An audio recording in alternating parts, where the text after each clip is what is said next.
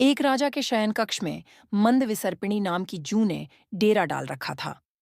रात को जब राजा सोने जाता तो वह चुपके से बाहर निकलती और राजा का खून चूस कर फिर अपने स्थान पर जा छिपती। संयोग से एक दिन अग्निमुख नाम का एक खटमल भी राजा के शयन कक्ष में आ पहुंचा। जूं ने जब उसे देखा तो वहां से चले जाने को कहा।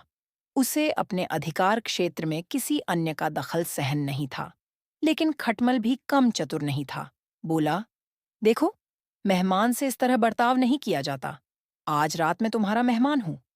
जूं अंततः खटमल की चिकनी चुपड़ी बातों में आ गई और उसे शरण देते हुए बोली, ठीक है, तुम यहां रात भर रुक सकते हो, लेकिन राजा को काटोगे तो नहीं, उसका खून चूसने के लिए।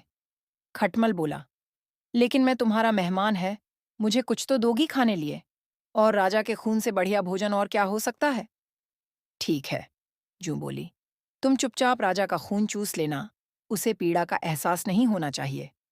जैसा तुम कहोगी, बिल्कुल वैसा ही होगा। कहकर खटमल शयन कक्ष में राजा के आने की प्रतीक्षा करने लगा। रात ढलने पर राजा आया और बिस्तर पर पड़कर सो गया। खटमल सब कुछ भूलकर राजा को काटने दौड़ा और खून चूसने लगा। ऐसा स्वादिष्ट खून उसने पहली बार चखा था, इसलिए वह जोर जोर से काटकर खून चूसने लगा।